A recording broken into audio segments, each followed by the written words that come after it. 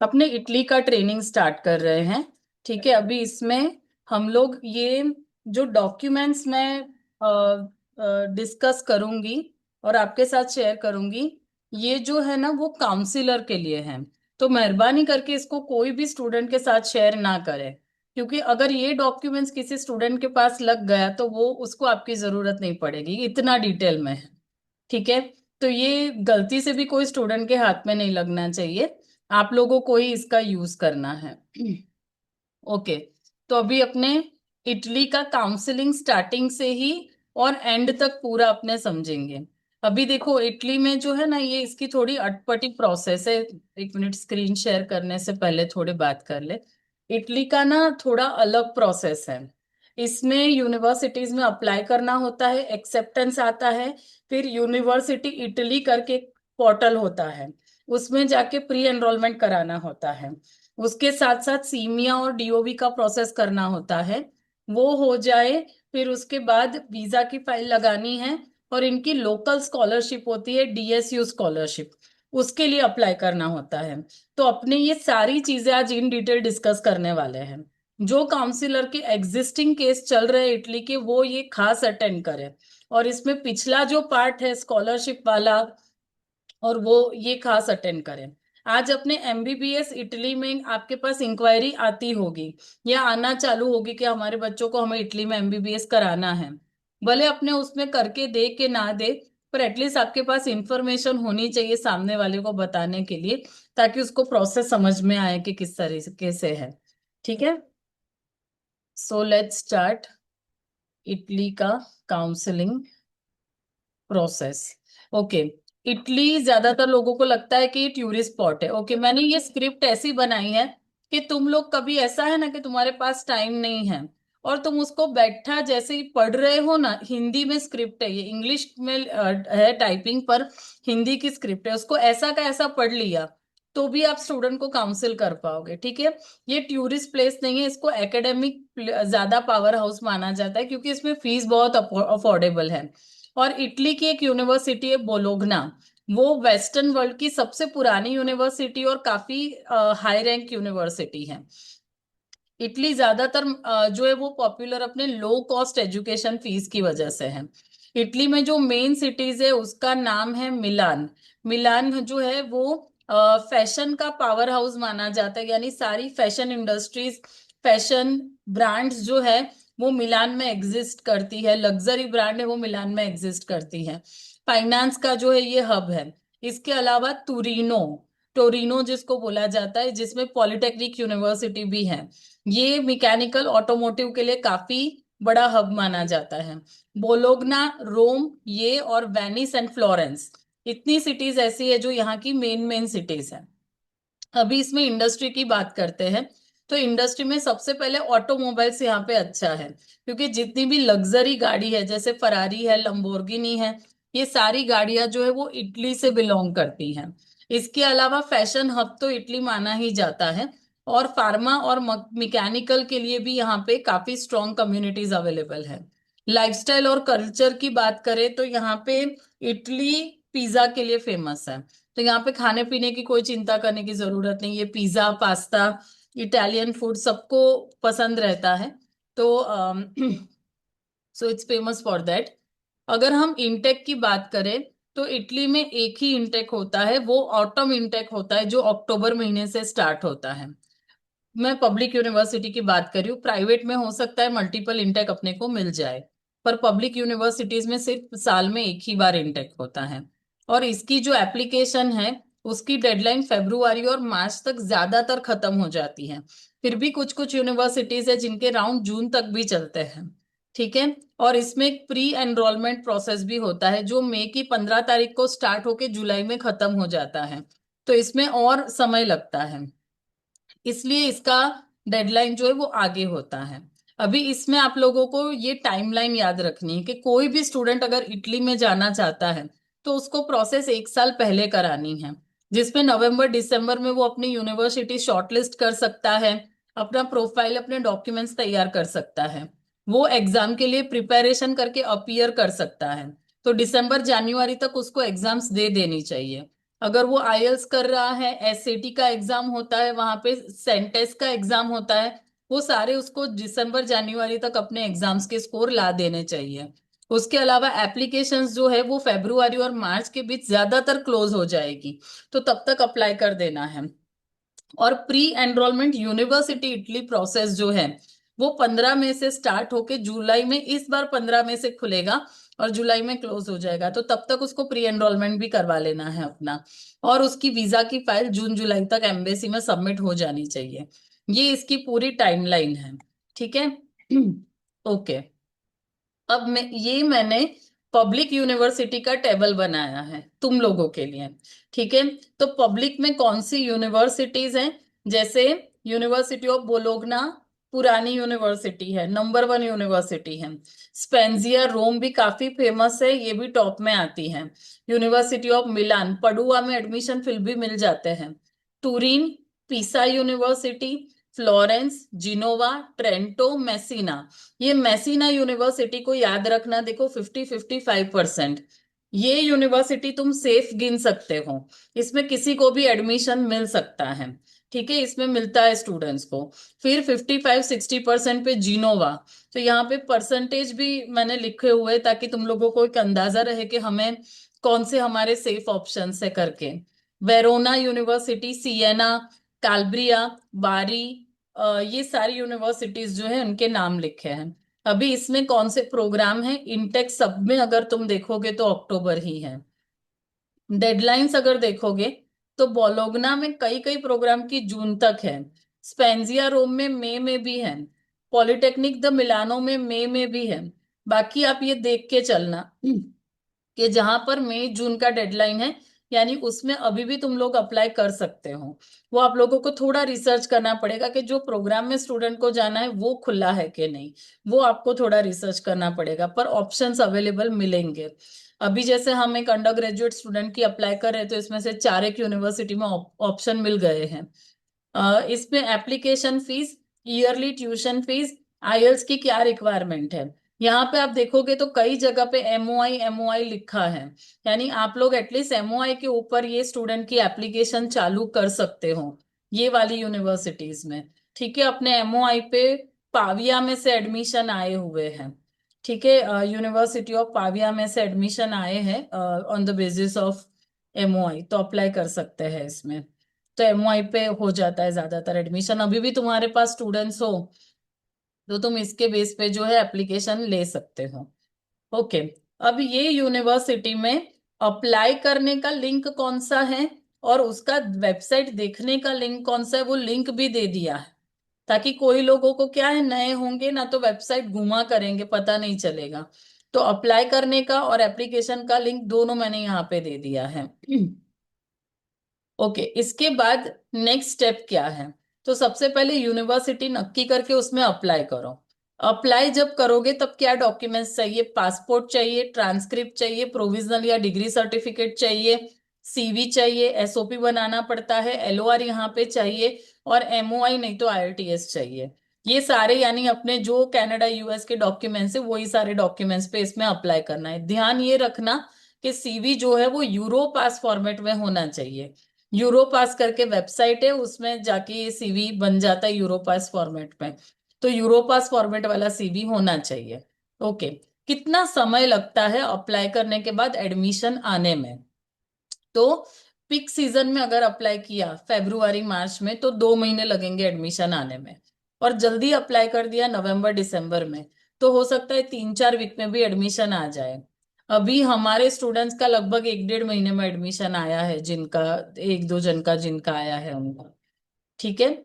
Okay. अभी interview या entrance test होते हैं, तो सारी यूनिवर्सिटी इंटरव्यू एंट्रेंस टेस्ट नहीं देती। कुछ कुछ यूनिवर्सिटी जैसे मिलान है, जिनोवा है, वो जनरली स्टूडेंट की कम्युनिकेशन चेक करने के लिए वीडियो कॉल वगैरह करते हैं। पर बैचलर्स डिग्री के स्टूडेंट के लिए एग्जाम्स होती हैं। अगर किसी को एमबीबीएस करना है तो आईमेट की एग्जाम देनी पड़ती है। इंजीनियरिंग या बिजनेस के स्टूडेंट्स को एसएटी का एग्जाम देना पड़ता है। तो जो कोचिंग काउंसिलर है ना उनको मैं बता दूं कि कोई स्टूडेंट अगर इटली अप्लाई करना चाहते हैं ना तो उसको एसएटी और आईएल्स दोनों में एनरोलमेंट करवा देने का। एसएटी से स्टार्ट करवा देने का, ठीक है। पोर्टफोलियो चाहिए अगर आर्किटेक्चर डिजाइनिंग के प्रोग्राम हो, और सेंटेस्ट करके भी वहां पे एक टेस्ट है, कई यूनिवर्सिटी ये भी मांगती हैं। तो ये हमें देख कर देना पड़ेगा। आपको कई जगह पे टीओएलसी भी देखने को मिलेगा अंडर ग्रेजुएट में, पर ये टीओएलसी जो है ना वो इन पर्सन टेस्ट है जो हम नहीं दे सकते, इसलिए हमारा ऑल्टरनेटिव एसएटी उन्होंने रखा है, ठीक है। अब अगर तुमने जैसे अप्लाई कर दिया, तुम्हारा सारा सब कुछ खत्म हो गया, फिर वहां से ऑफर आएगा कि आपको हम यूनिवर्सिटी में आपको ऑफर देते हैं, आप एनरोल कर लो। तो वहां पे जो भी उनके पोर्टल में जाके ऑफर एक्सेप्ट करना होता है, एनरोलमेंट करना होता है। जब आप उनके पोर्टल में एनरोल करोगे, फिर एक कॉमन पोर्टल है पूरे इटली का, उसका नाम है यूनिवर्स इटली पोर्टल।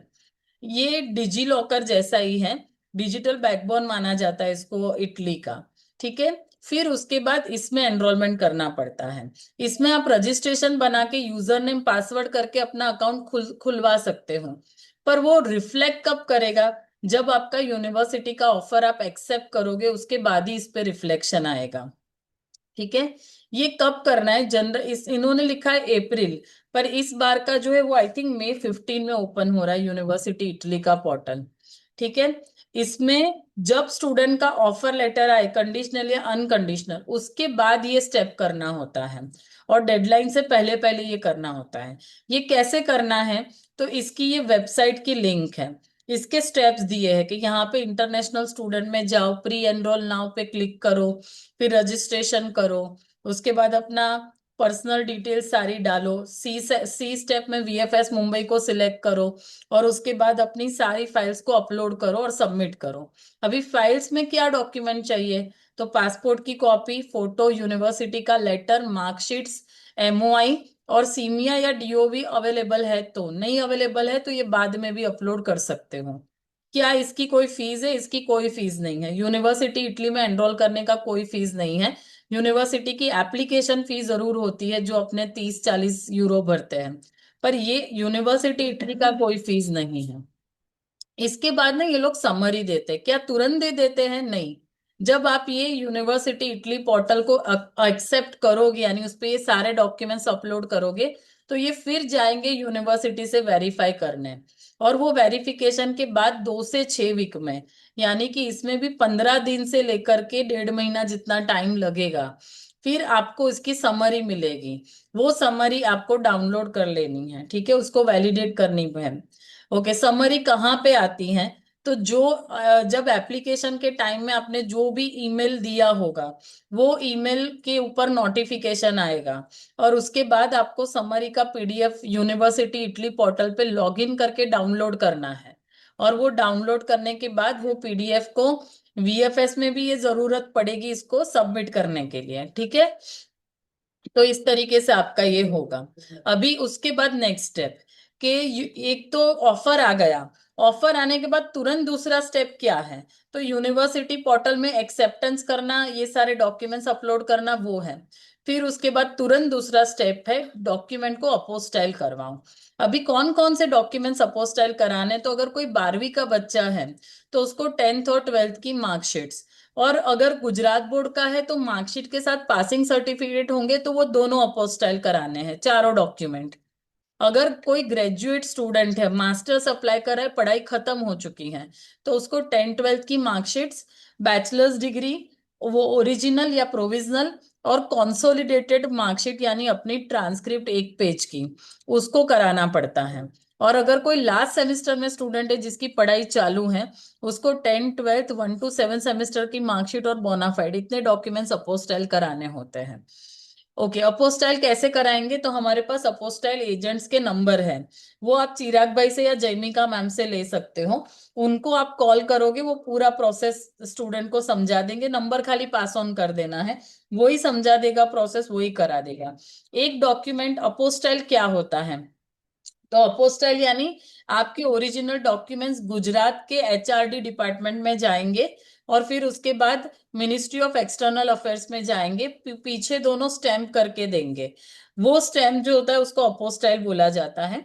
और ये जो है ये एजेंट्स करवा लेते हैं, उसमें 1000 2000 1500 जितना खर्चा लगता है एक डॉक्यूमेंट के पीछे। तो वो ये लोग करवा लेंगे। ठीक है, उसके बाद क्या करना है, उसके बाद सीमिया और डीओवी का प्रोसेस करना है। अभी ये सीमिया और डीओवी क्या है, या सीमिया या डीओवी, वो क्या है हम आगे समझेंगे।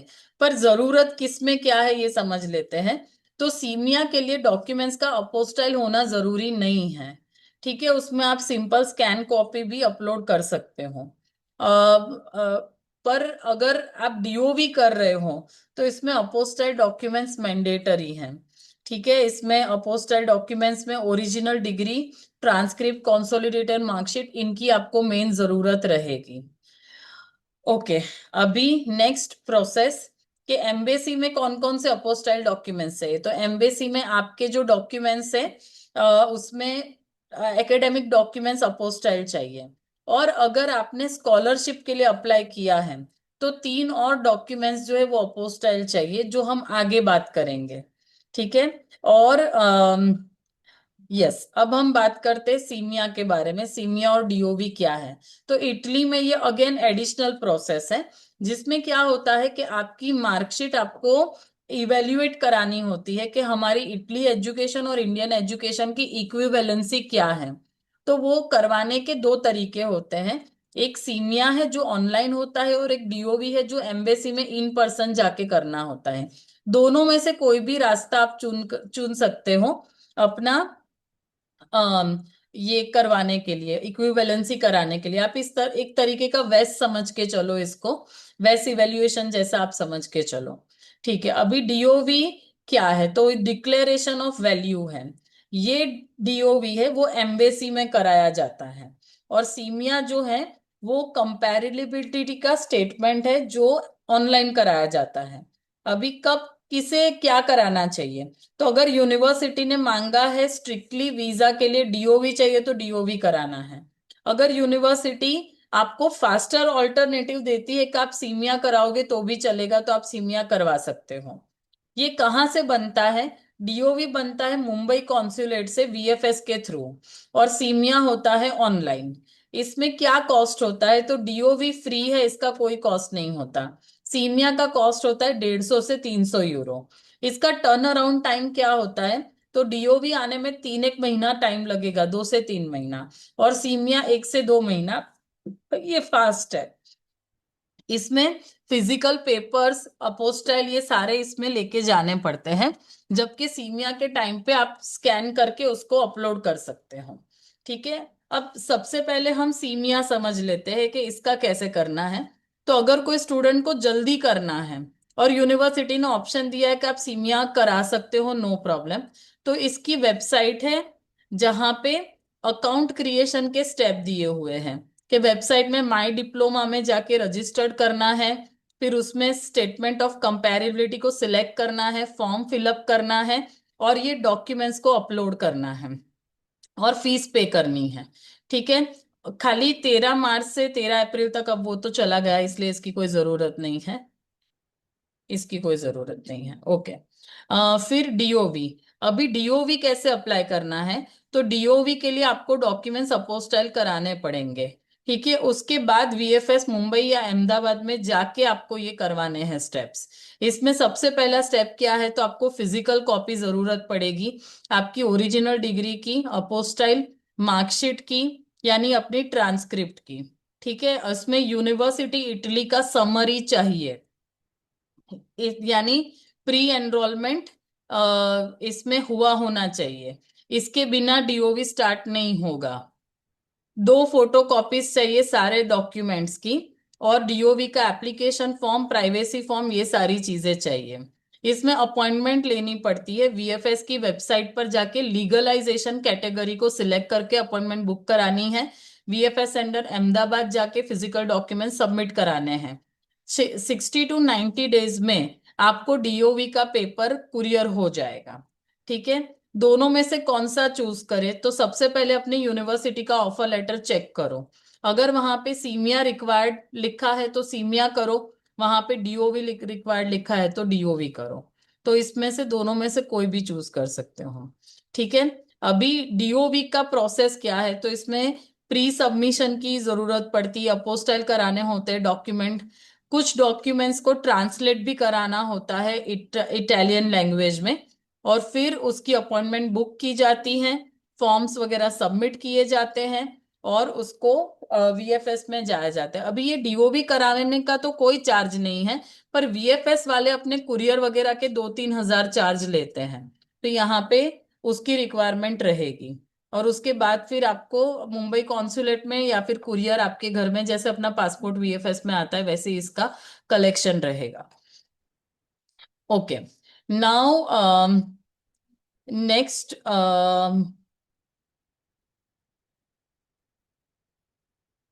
स्कॉलरशिप के लिए कौन कौन से डॉक्यूमेंट्स चाहिए, ये सबसे इंपॉर्टेंट है। Will discuss this, just a minute.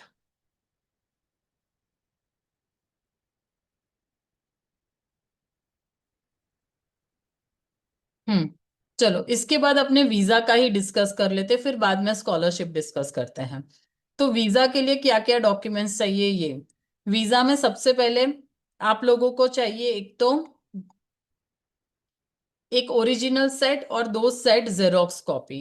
अभी इसमें पासपोर्ट चाहिए और उसकी 2 सेट जेरोक्स। एक D type D national visa application form आता है, वो साइन किया हुआ होना चाहिए। ऑफर लेटर और यूनिवर्सिटी इटली का समरी, उसके देश 2 सेट जेरोक्स, 10th-12th की अपोस्टाइल मार्कशीट्स और उसकी जेरोक्स। फिर सीमिया का सर्टिफिकेशन और डीओवी और उसकी जेरोक्स। फाइनेंशियल डॉक्यूमेंट्स में 6 महीने का बैंक स्टेटमेंट ओरिजिनल लगेगा। आईटीआर की जेरोक्स रख सकते हो पिछले 3 साल की। और फ्लाइट रिजर्वेशन और अकोमोडेशन के जो प्रूफ होते हैं वो इसमें लगते हैं जेरोक्स। ठीक है, इसमें ऑनलाइन वीजा कैसे अप्लाई करेंगे, तो वीएफएस ग्लोबल इटली में long stay visa type D select करना होता है, और इसमें लोकेशन में अहमदाबाद सिलेक्ट करना होता है। इसकी जो वीजा फीस है वो 50 यूरो है। सर्विस चार्जेस कुछ मिलाकर के अपने लगभग 6-7 हजार के आसपास आपका जो है खर्चा होता है। और इसमें टर्न अराउंड टाइम कितना होता है, तो जनरली 15 दिनों से 45 दिनों में वीजा आ जाता है। ओके, फाइनेंशियल डॉक्यूमेंट्स में क्या चाहिए, तो आपको बैंक स्टेटमेंट 7,000 यूरो का दिखाना है, यानी 6.5 से 7 लाख रुपए दिखाने हैं। पर आप हमेशा सेफर साइड पे 10 से 12 लाख को रिकमेंड करिए, पर दिखाने की जरूरत 6 से 7 लाख जितनी है। ठीक है, उसके बाद वीएफएस में जाके बायोमेट्रिक, यानी जब आपकी अपॉइंटमेंट होगी तब आपका बायोमेट्रिक होगा और सबमिशन होगा। यहाँ पे एक मैंडेटरी वीडियो इंटरव्यू भी ये लोग लेते हैं मुंबई कॉन्सुलेट में। तो वीडियो कॉल इंटरव्यू यहाँ पे रहेगा। या तो वीएफएस पे होगा या बाद में व्हाट्सएप पे ये लोग कॉल करते हैं, जैसे जर्मनी में करते हैं। जैसे नहीं, जर्मनी में कम बैंड, एक में 5.5 बैंड हो, तो ये लोग वीएफएस वाले इंटरव्यू करते हैं, वैसे ये इंटरव्यू होता है। ओके, अभी कितना बैलेंस दिखाना है, तो 6 से 7 लाख, पर सेफर साइड पे 10 से 12 लाख स्टूडेंट को आप बता दो। ठीक है, जिसमें अपनी फ्लाइट टिकट ये सारा मेंशन हो जाता है। अभी बैलेंस कैसे दिखाना है, तो आपको पिछले 6 महीने का बैंक स्टेटमेंट दिखाना होगा। ठीक है, जिसमें अपना अपने मैनेजर का सिग्नेचर विग्नेचर हो, ये सारी चीजें हो वैसे। और ये इसमें रेड फ्लैग ऐसा है कि एक साथ लमसम अमाउंट 10 लाख डिपॉजिट कर दिया, ऐसा नहीं होना चाहिए। यानी एक साथ पैसे डाल दिए, वो रेड फ्लैग है, डेंजर है। तो वैसा नहीं होना चाहिए। ओके, कौन कौन स्पॉन्सर कर सकता है, तो इसमें पेरेंट्स ही सिर्फ जो है वो प्रिफरेबल है, तो ही इनका वीजा रेशियो ज्यादा अच्छा रहता है। सेकेंडरी स्पॉन्सरर में आप सिबलिंग्स या ग्रैंड पेरेंट्स को ले सकते हो, पर अंकल और आंटी का ऐसा है कि यूजुअली ये लोग एक्सेप्ट नहीं करते हैं, और 80% रिजेक्शन के चांस रहेंगे अगर कोई थर्ड पार्टी स्पॉन्सरर है तो आपको कोशिश करनी है या पेरेंट्स या स्टूडेंट या फिर ज्यादा ज्यादा उसके सिबलिंग्स या उसके ग्रैंड पेरेंट्स। ओके, अगर सेविंग और एफडीआर नहीं है पर अदर फॉर्मेट में फंड्स है तो क्या करें, तो उसको लिक्विडेट कराना पड़ता है। यानी अगर आपके पास पीएफ जीपीएफ पीपीएफ है तो आपको इनका स्टेटमेंट दे सकते हैं। अगर विड्रॉएबल है तो ये स्ट्रॉन्ग प्रूफ रहेगा, यानी पीएफ विड्रॉएबल लेटर, जो हम न्यूजीलैंड में लगाते हैं। वो जरूरत पड़ेगी। एग्रीकल्चर इनकम है जो ज्यादातर गुजराती स्टूडेंट्स की रहती है, तो उसमें इनकम का सर्टिफिकेट तहसीलदार से यानी मामलतदार से इनकम का सर्टिफिकेट, बैंक स्टेटमेंट, जहाँ पे इनका क्रॉप सेलिंग वगैरह होता है, तो वो सब दिखाना पड़ेगा। गोल्ड लोन यहाँ पे लिखा है पर ये एक्चुअली बहुत नहीं चलेगा, मैं इसको हटा देती हूँ। एजुकेशन लोन ये बेस्ट ऑप्शन है। और अगर प्रॉपर्टी है तो एडिशनली दिखा सकते हो, पर इसका वीजा में ये गिनेंगे नहीं इसको। ठीक है, तो आप मोटा मोटी सेविंग, एफडी, पीएफ है, लोन है, इसी को आप ऑप्शन कंसीडर करके चलिए। ओके। क्या सिर्फ बैंक बैलेंस सर्टिफिकेट चलेगा? तो बिग नो। अगर यहाँ पे सिर्फ एक दिन के लिए किसी से पैसे लेकर के डाला, निकाल दिया, तो इसको ये बोरो फंड्स गिनेंगे और वीजा रिजेक्ट करेंगे। इसमें एक दिन पुराना बैलेंस नहीं चलता, इसमें स्टेटमेंट ही चाहिए। क्या इटली में फंडिंग पर रिजेक्शन आता है? हमेशा। इटली में ज्यादातर वीजा फंडिंग को लेकर ही रिजेक्ट होते हैं।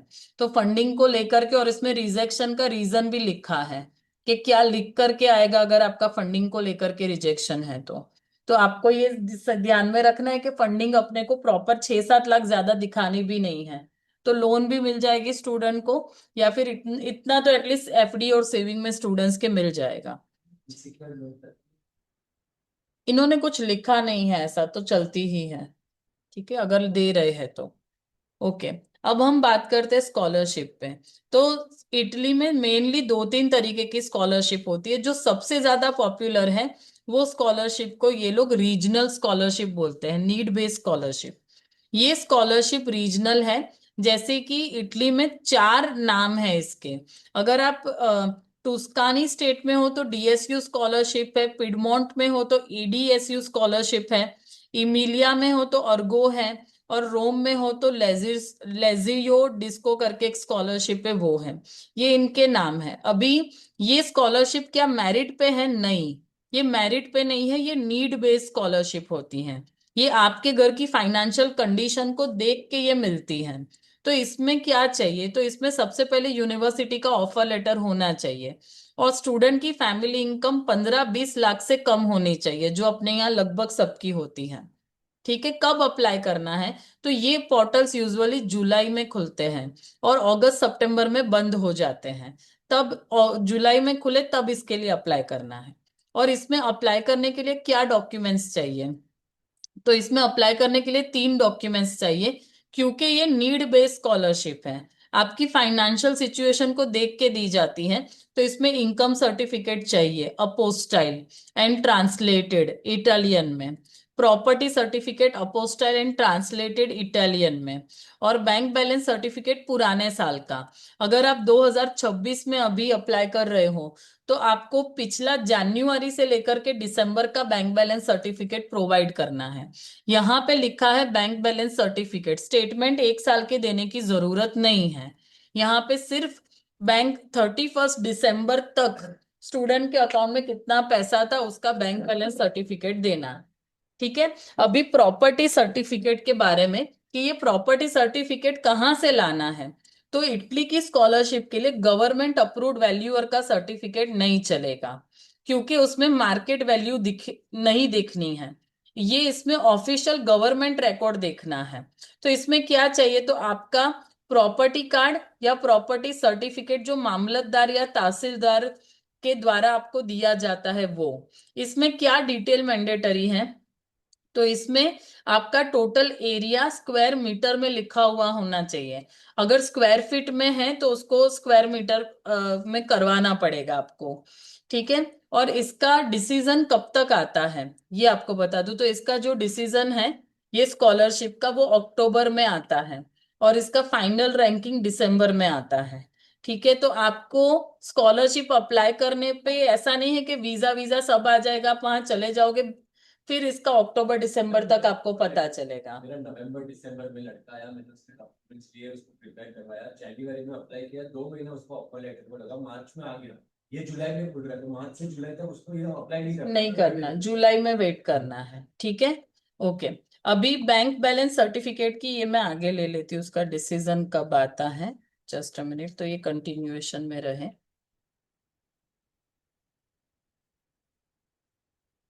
बहुत हम्म। फिर इसमें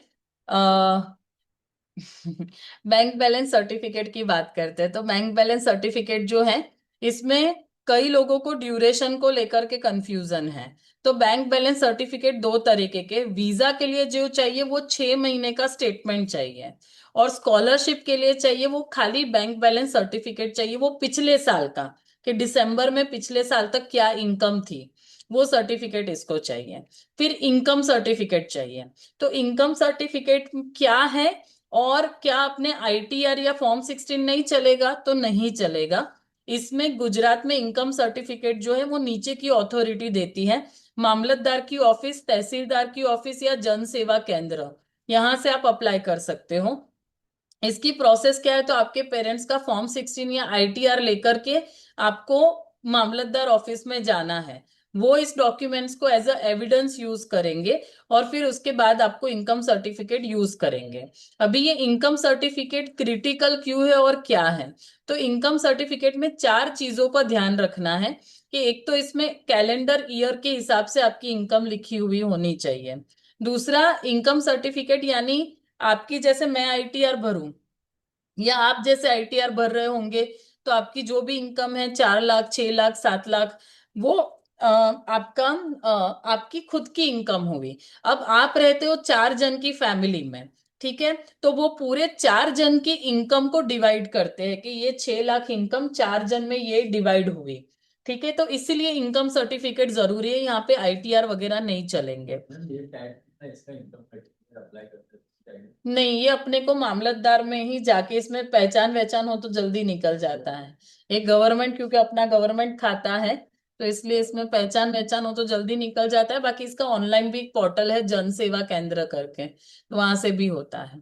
ठीक है, तो ये पूरे परिवार की इनकम कितनी है वो इसमें लिखा होता है, और ग्रॉस इनकम टैक्स के बाद वाली कितनी है वो लिखा होता है। अगर ये सर्टिफिकेट गुजराती या इंग्लिश में है, तो फिर बाद में इसको अपोस्टाइल कराना है, और इसको फिर ट्रांसलेट भी इटली में कराना है। इनका कहना ऐसा है कि आप सारे डॉक्यूमेंट पहले अपोस्टाइल कराओ, बाद में ट्रांसलेट कराओ, ताकि ट्रांसलेशन में वो अपोस्टाइल वाला लिख के आए कि ये अपोस्टाइल किया हुआ डॉक्यूमेंट है। ठीक है, ओके।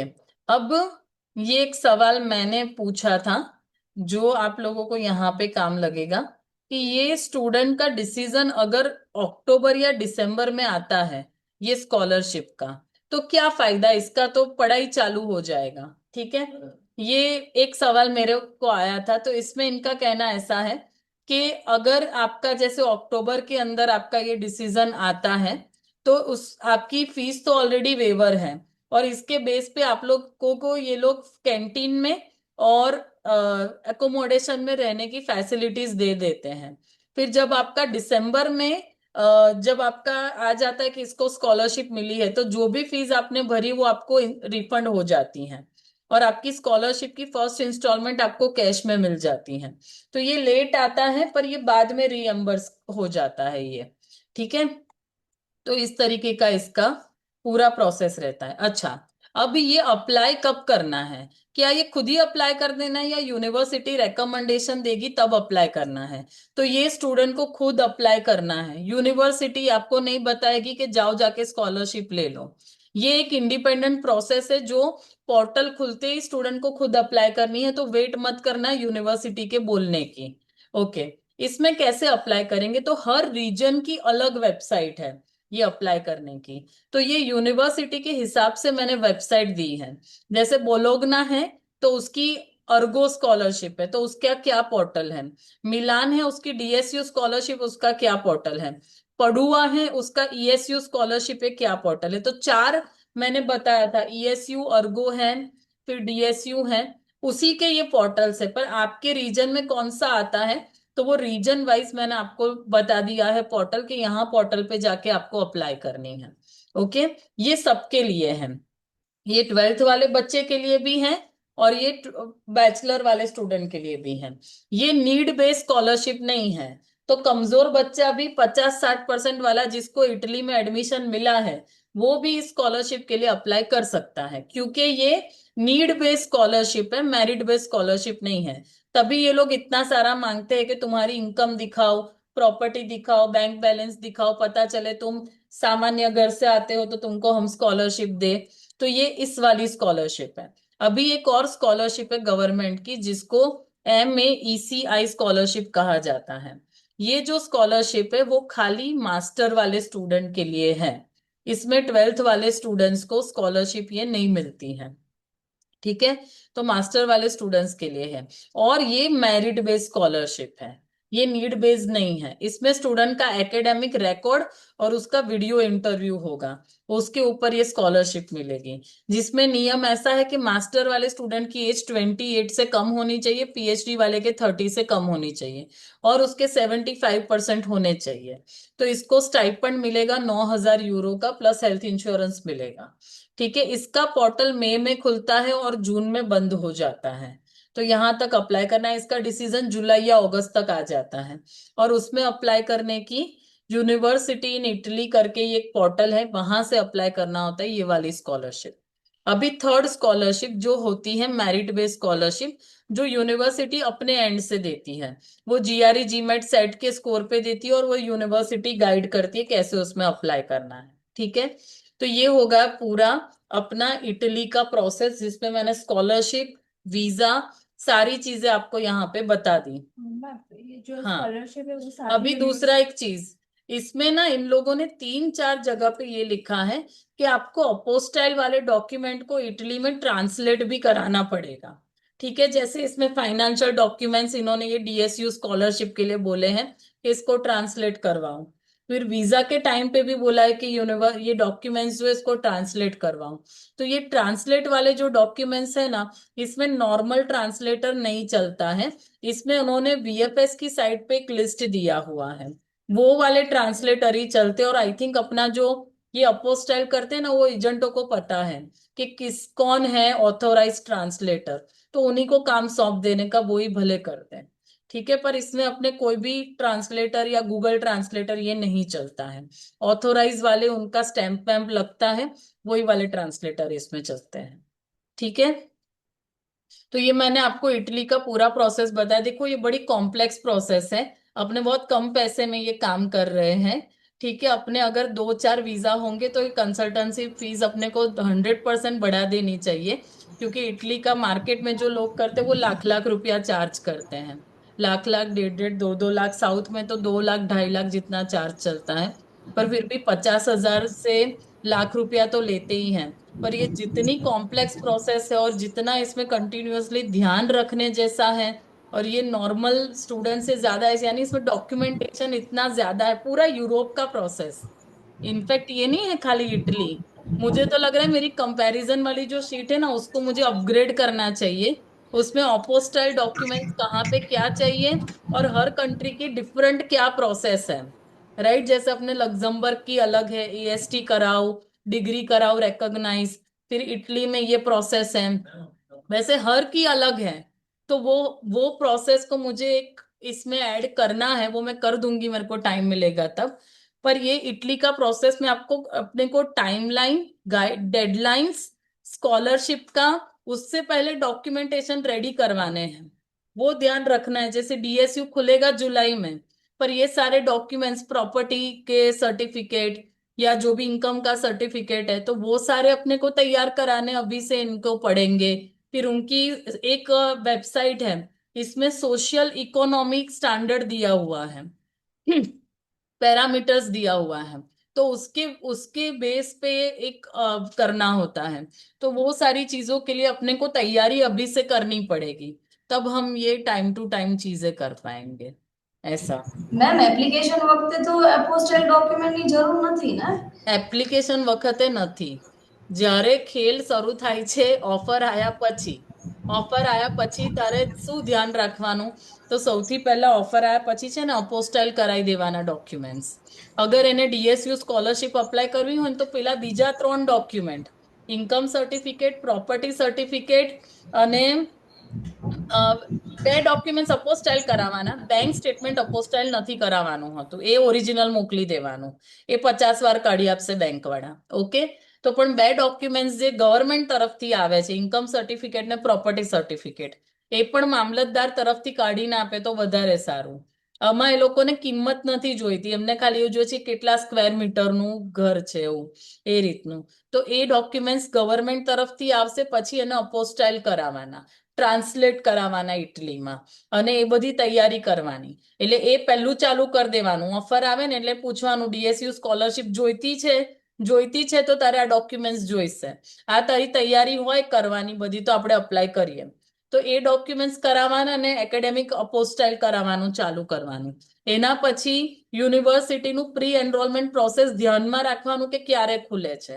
એના પહેલા જૈમિકા તે ડીઓવી કરાયું તો એમાં આ યુનિવર્સિટીની સમરી હતી કે હજી ડીઓવી નથી કરાયું તે? નહીં કરાવ્યું. હા, કારણ કે મેં જેટલું સર્ચ કર્યું ને એમાં એવું છે કે તમારે ડીઓવી કરાવવા માટે સમરી જોઈએ છે, પ્રી એનરોલમેન્ટની સમરી જોવામાં લાગશે. હા, એટલે સૌથી પહેલા પ્રી એનરોલમેન્ટ થશે યુનિવર્સિટી ઇટલીના પોર્ટલ પરથી. એ પાછા યુનિવર્સિટીને મોકલશે, એ વેરીફાઈ કરીને સમરી આપશે.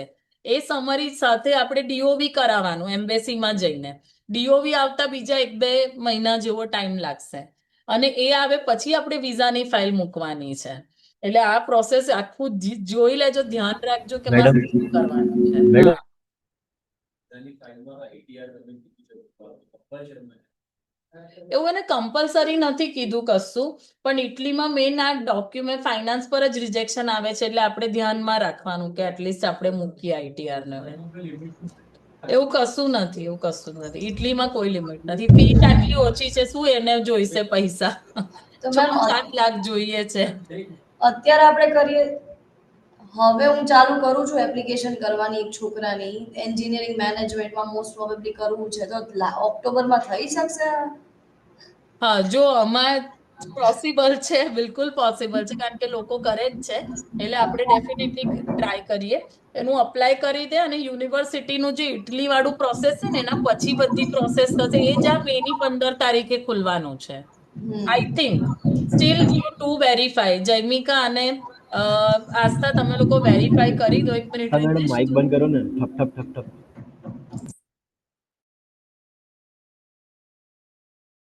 મેમ તમે બોલો. હા, તો આસ્થા અને જૈમિકા તમે 2 જણ છે ને, છતાં પણ ઓનલાઈન ચેક કરી લો. મારા ખ્યાલથી તો આ 15મી મે ખુલવાનું છે યુનિવર્સિટી ઇટલી પ્રી એનરોલમેન્ટ, જે મેં જોયું છે એ પ્રમાણે. હવે મારે જોએ પણ 15-20 દિવસ થઈ ગયા છે, એટલે તમે ચેક કરી લેજો. મોસ્ટ પ્રોબેબલી 15 મેના એ ઓપન થવાનું છે. પણ એ બી ઓફર આવ્યા પછી જ કામનું છે ને, એના પહેલા તો ખુલી ગયું હોય તો બી મને કઈ બેનિફિટ કામનું નથી અપોસ્ટાઇલ કરાવી રાખ ને ત્યાં સુધી ડોક્યુમેન્ટ, એ તો જોઈશે જ. હા હા, એટલે સ્કોલરશિપ માટે તો બરાબર. કરવાનું. પછી એને આ સ્કોલરશિપ કરાવી હોય તો ઇન્કમ સર્ટિફિકેટ, પ્રોપર્ટી સર્ટિફિકેટ એ બધું કઢાવવા માટે મોકલી દે. ત્યાં સુધી સમયનો સદુપયોગ કરો. વિઝા માટે બેંક બેલેન્સ ને બધું જોઈશે, એની તૈયારી કરાવવાનું ચાલુ કર દે. ઓકે, એ સ્ટાર્ટ કર દે.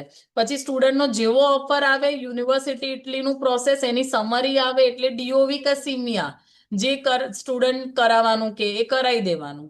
અને એના પછી વિઝાની ફાઇલ મૂકી દેવાની. અને સ્કોલરશિપની પ્રોસેસ તો સાઈડ બાય સાઈડ અલગથી ચાલશે, એને આની જોડે કોઈ લેવા દેવા એ તો નથી. આમ બી ત્યાં પહોંચી જશે પછી એમને ફાઇનલી તો મળશે. ત્યાં થોડો તો હા, ખર્ચો પણ એની હોય ને. ડેડલાઇન છે આસ્થા, જુલાઈમાં ખુલશે અને ઓગસ્ટ સપ્ટેમ્બરમાં એનું ડિસિઝન આવી જશે. ઓક્ટોબર સુધી એને ખબર પડી જશે.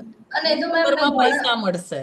હા. વિડીયો જોયા ને તો એમાં એવું બી છે કે લેટ્સ સે કદાચ સ્ટાર્ટિંગમાં તમારે 5-6 લાખ જેટલો ખર્ચો થાય બી ખરી, ઇવન તો બધું ફ્રી છે ને તો બી થઈ જ જાય. અને પછી થાય જ. તમે નેક્સ્ટ સેમેસ્ટર થી બી સ્કોલરશિપ અપ્લાય કરી જ શકો છો, અગર મિસ કરો છો, કંઈ ખબર નથી આ તે, તો એવું બી કરી શકે. હમ MOI પર જે યુનિવર્સિટી એક્સેપ્ટ કરે છે એમાં પછી વિઝા વખતે IELTS જોઈશે? વિઝા વખતે આ લોકો એવું કહે છે કે સ્ટ્રોંગલી રેકમેન્ડેડ છે કે આઈએલ્સ આપો. જો એમ તો ફ્રાન્સ છે ને, ફ્રાન્સમાં બી એમઓઆઈ પર જ એડમિશન થાય છે. પણ જે છોકરાએ આઈએલ્સ આપી હોય છે ને, એને કેમ્પસ ફ્રાન્સ વાળા કે એ લોકો વિઝા રિજેક્ટ નથી કરતા. એટલે સ્ટુડન્ટ ભલે એમઓઆઈ વાળું હોય, વિઝા પોઈન્ટ ઓફ વ્યૂ થી એને કહેવાનું કે તું આઈએલટીએસ આપી જ દે. તો અત્યારે આ બી એમઓઆઈ વાળો છે તો એને કહી દઉં કે હજી એકવાર આઈએલટીએસ તો આપવી જ પડશે. કેટલા 6 બેન્ડ છે એના? 6 બી નથી મેમ, નહીતર તો મને રિઝલ્ટ મોકલાવે. જોઈ પર્સન્ટેજ લે. સારા છે. સ્ટુડન્ટ જો આમાં શું છે, એમઓઆઈ પર એડમિશન છે ને, એમ્બેસીમાં આઈએલટીએસ નું કઈ લખેલું નથી, એટલે એની માટે આપણે સ્ટુડન્ટને ફોર્સ ના કરી શકીએ. પણ એ આઈએલ્સ આપી દે ને તો સૌથી સારું. હું તમને ફ્રાન્સનું જ કહું, ફ્રાન્સમાં એમઓઆઈ પર જ એડમિશન થાય છે, કશે આઈએલ્સની જરૂર નથી. પણ જે આપણા એમઓઆઈ વાળા સ્ટુડન્ટ છે ને, એ સારું ઇંગ્લિશ બોલતા હોય ને તો બી એમને કેમ્પસ ફ્રાન્સમાં અલગ અલગ કમેન્ટો નાખે છે, વિઝા એમના રિજેક્ટ થાય છે. અને જે 6.5 બેન્ડ વાળો સ્ટુડન્ટ કેમ્પસ ફ્રાન્સમાં જાય ને એની ઇજ્જત વધે છે, એમ કે એનો અલગ નજરેથી જુએ એવું છે. એટલે આઈએલ્સ ની તાકાત એ છે, એટલે આઈએલ્સ અપાવડાવો સ્ટુડન્ટને. ઓકે, બીજું કોઈ પૂછવું છે આમાં? નહીં? બસ આનું ધ્યાન રાખજો, 5 વસ્તુઓનું, કે યુનિવર્સિટીની ડેડલાઇન્સ એમાં અપ્લાય કરો. પછી યુનિવર્સિટી ઇટલી પ્રોસેસ પોર્ટલ ક્યારે ઓપન થાય છે અને ક્લોઝ થાય છે એની ડેટ ધ્યાનમાં રાખો. પછી ડીઓવી કે સિમિયા અપ્લાય કરવાની તો કોઈ ડેટ્સ નથી, જેવું પેલું સમરી આવે એટલે તમારે પહેલું અપ્લાય કરી દેવાનું. અને ડીએસયુ સ્કોલરશિપની ડેડલાઇન ક્યારે ખુલે છે ને ક્યારે બંધ થાય છે, આટલું આપણે ધ્યાનમાં રાખવાનું છે.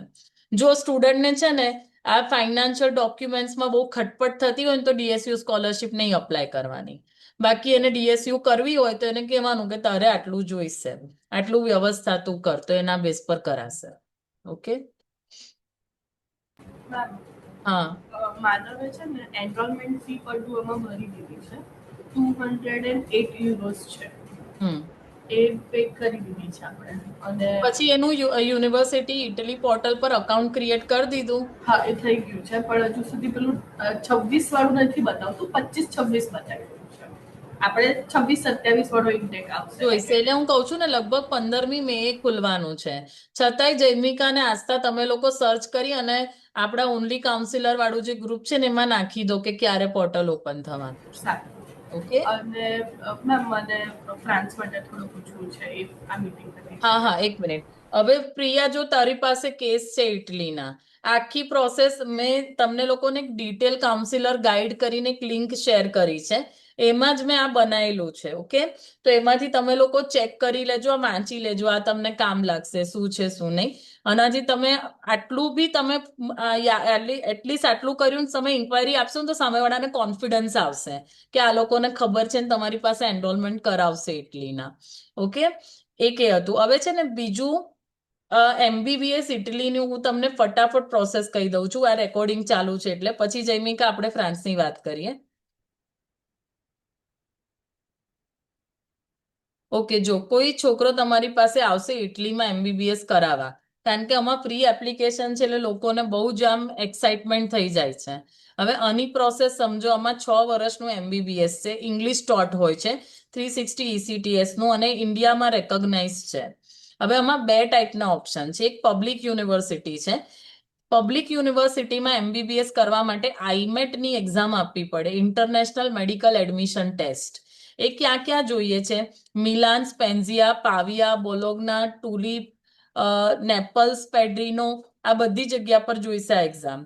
આની ફીસ કેટલી હોય છે? તો 150 યુરોથી 5000 યુરોની આસપાસ હોય છે.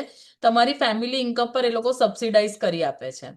પ્રાઇવેટમાં જશો ને તો પ્રાઇવેટમાં યુનિવર્સિટીના નામ આપ્યા છે, પણ ફીસ 15 થી 25 હજાર યુરો છે, જે કોઈ જ નહીં કરે. એ લોકોને પબ્લિકમાં ફ્રીમાં જ એમબીબીએસ કરવું છે એટલે લોકો અપ્લાય કરવા માટે કહેતા હોય છે. હવે આમાં પ્રોસેસ શું છે?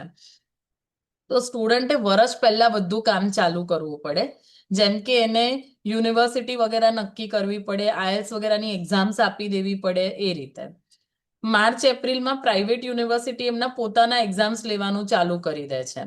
ઓકે, અને એના પહેલા પબ્લિક યુનિવર્સિટીમાં એપ્લિકેશન કરી દેવાની. પછી યુનિવર્સિટી ઇટલીનું પોર્ટલ છે, એમાં પ્રી એનરોલમેન્ટ કરાવી દેવાનું, જે આપણે નોર્મલ કર્યું એ રીતે. હવે આમાં કેચ ક્યાં છે જુઓ, આઈમેટનું રજિસ્ટ્રેશન જ જુલાઈમાં ખુલશે, એટલે જુલાઈમાં તો હજી આઈમેટનું રજિસ્ટ્રેશન કરાવી શકાશે, 15 જ દિવસ માટે ખુલે છે. અને એની એક્ઝામ હોય છે સપ્ટેમ્બરમાં, જે ફિઝિકલી દિલ્હી અને મુંબઈમાં જઈને આપવાની હોય છે. અને એનું રિઝલ્ટ આવશે ઓક્ટોબરમાં, અને ઓક્ટોબરમાં રિઝલ્ટ આવશે પછી યુનિવર્સિટીમાં અલોટમેન્ટ થશે, સીટ મળશે, અને એના પછી ઓક્ટોબર નવેમ્બરમાં સ્ટુડન્ટે વિઝા અપ્લાય કરીને જવાનું હોય છે. આ એની આખી પ્રોસેસ છે. એટલે આ પૂછજો કે ભાઈ આ આઈમેટ આપવા માટે રેડી છે કે નહીં. આમાં એલિજિબિલિટી શું છે? તો 12th વાળા સ્ટુડન્ટ્સ, પીસીબી વાળા સ્ટુડન્ટ્સ 50% જોઈએ છે. ઓકે, અને નીટની એક્ઝામ જોઈએ, જે ઇન્ડિયામાં ક્વોલિફિકેશન માટે માંગે છે એ જ માંગે છે. તમારું રિઝલ્ટ મેઇન જે તમારું એડમિશન થશે આઈમેટ ઉપર જ થશે, કારણ કે આઈમેટ ક્રેક કરશો એનું રેન્કિંગ આવશે એના બેઝ પર જ થશે. ઇન્ડિયામાં તમે ઇટલીનું એડમિશન લઈને આવ્યા, પછી તમે ઇન્ડિયાની અંદર NEXTની એક્ઝામ આપી અને એઝ અ ડોક્ટર રજીસ્ટર કરી અને તમે અપ્લાય કરી શકો છો. હવે ફાઇનાન્શિયલ પ્લાનિંગમાં એવું છે કે સેમ આમાં પેલી DSU સ્કોલરશિપ છે, એટલે આમાં તમે લોકો DSU સ્કોલરશિપનું જે પણ આપણી પ્રોસેસ મેં કીધી એ કરી અને સ્ટુડન્ટનું આમાં ફ્રી એપ્લિકેશન કે ફ્રી એડમિશન કરાવી શકો. જો કે આમાં વધારે ફીસ જ નથી, છતાં પણ that we can do. Okay, આમાં અપાર્ટ ફ્રોમ આઈમેટ બાકી બધું અપ્લાય કરે છે. યુનિવર્સિટી ઇટલીનું પોર્ટલ, પછી તમારું DOV, વિઝા, બધું સેમનું સેમ છે. ખાલી આમાં જે એક સ્ટેપ વધે છે એ છે આઈમેટનું જુલાઈમાં રજીસ્ટ્રેશન, એની એક્ઝામ સપ્ટેમ્બરમાં દિલ્હી મુંબઈમાં આપવાની, અને ઓક્ટોબરમાં રિઝલ્ટ આવે ત્યારે ખબર પડે કે સીટ અલોટ થઈ કે નહીં, અને ઓક્ટોબર પછી વિઝા અપ્લાય કરવાના હોય છે. ખ્યાલ આવ્યો? આવી રીતની એની પ્રોસેસ છે ઇટલીની. એટલે આ થોડીક તો લેન્ધી પ્રોસેસ છે. ઇટલી આપણે છે ને ખાલી આસ્થા અને જૈમિકા તમારા લોકોના વિઝા આવી જવા દો, બરાબર, પછી આપણે ઇટલી 20,000માં નહીં કરીએ, કારણ કે આ બહુ જ આમ it's very tough process, very hectic and very lengthy. અને મેમ આપણે કહીએ સ્કોલરશિપ જોઈએ, સ્કોલરશિપ માટે જ એટલી આટલું ફેમસ છે, તો એ લોકોને પેલી DOE સ્કોલરશિપ તો જોઈએ જ છે, તો એટલા માટે હા, કરાવવું જ તો પડે. DSU સ્કોલરશિપ માટે પેલા 3 વસ્તુઓ કરાવડાવવાની. બેંક સર્ટિફિકેટ, આમાં છે ને બેંક બેલેન્સ ઇમ્પોર્ટન્ટ નથી આ સ્કોલરશિપ માટે. ખાલી જોઈએ છે કે 31 માર્ચના દિવસે સ્ટુડન્ટના અકાઉન્ટ, પપ્પાના અકાઉન્ટમાં કેટલા પૈસા હતા એનું સર્ટિફિકેટ જોઈએ છે લોકોને, એવું છે. એઝ ઇફ નાવ એ વખત એ દિવસ સુધીમાં કેટલા હતા એવું. અને આ નીડ બેઝ સ્કોલરશિપ છે, એટલે લોકો આમાં વધારે ભાગે છે, કારણ કે 50% વાળાને બી મળી જશે સ્કોલરશિપ, ઇન્કમ, ફેમિલી ઇન્કમ ઓછી હશે તો એવું. ઓકે, સો મેડમ આટલું બધું એક્સપ્લેન કર્યું છે, ખાલી આને કેટલા વર્ષ PGWP મળે એ બધું બી કહી દો ને એટલે પછી. એની માટે પેલું જે પ્રોસેસ પેપર છે ને, ઓકે ચલ હવે અહીંયા સુધી આયા છે તો આટલું કહી જ દઈએ, કારણ કે અમુક લોકો પહેલી વાર જ કરે છે. ઓકે,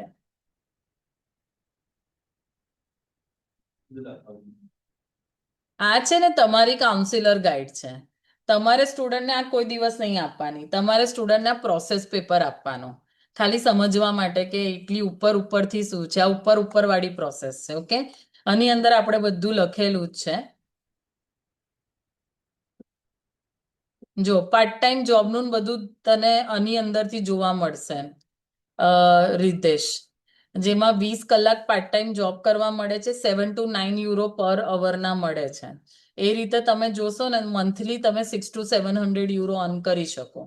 ઓકે, હવે ઇટલીમાં મહિનાનો ખર્ચો કેટલો થાય, ગણતરી આવી કરાવવાની કે તમે અર્ન કેટલું કરી શકો, તો મહિનામાં 600-700 યુરો અર્ન કરી શકો. અને તમારો ખર્ચો કેટલો થાય, તો 4-5 ઇન્ડિયન સ્ટુડન્ટ 2 BHK અપાર્ટમેન્ટમાં શેરિંગમાં રહે તો એને રેન્ટ આવશે 150-250 યુરો જેટલું, અને ગ્રોસરી અને બધું થઈને એનો ખર્ચો 300 થી 500 યુરો પર મંથ થાય. દેટ મીન્સ તમે પાર્ટ ટાઈમ જોબથી જેટલું કમાઈ શકો એટલું તમે આરામથી લિવિંગ કોસ્ટમાં ખર્ચી શકો. ઓકે, હવે ઇટલીમાં PR પાથવે શું છે, તો ઇટલીની અંદર સ્ટુડન્ટને 1 યરનો જોબ સર્ચ વિઝા મળે છે, જેમાં એ જોબ શોધી શકે, ઇન્ટર્નશિપ કરી શકે, અને કોઈ એમ્પ્લોયર એને મળે તો એની વર્ક પરમિટ કન્વર્ટ કરાવી શકે. ઓકે, આમાં તમારી પાસે મેઇન ચાન્સ છે કે તમે તમારી વર્ક પરમિટ આમાં કન્વર્ટ કરાવી શકો. હવે એમાં વર્ક પરમિટ 2 ટાઈપની હોય છે. એક હાઈ સ્કિલ્ડ વર્ક પરમિટ છે, જેને યુ બ્લુ કાર્ડ કહેવાય છે, જે IT, management, engineering, design, architect, healthcare આવા વાળા સ્ટુડન્ટને મળે. એમાં તમારા job related, field related job હોવી જોઈએ, હાયર સેલરી હોવી જોઈએ, એમ્પ્લોયર કોન્ટ્રાક્ટ આપે, તમારી પાસે બેચલર કે માસ્ટર ડિગ્રી હોવી જોઈએ, તો તમે આની માટે અપ્લાય કરી શકો. અને એક રેગ્યુલર સ્કિલ પરમિટ છે, જેમાં hospitality, sales, restaurant, office job, નીચલા લેવલની થોડી જોબ હોય એમાં કરી શકો. આમાં જોબનો કોન્ટ્રાક્ટ જોઈએ, સેલરી મિનિમમ જોઈએ જે ઇટલીના રૂલ્સ પ્રમાણે હોય એ, approval, employer approval from immigration office, એટલે ઇમિગ્રેશન ઓફિસના અપ્રુવલ જે એમ્પ્લોયર છે એની પાસેથી જ લેવી પડે.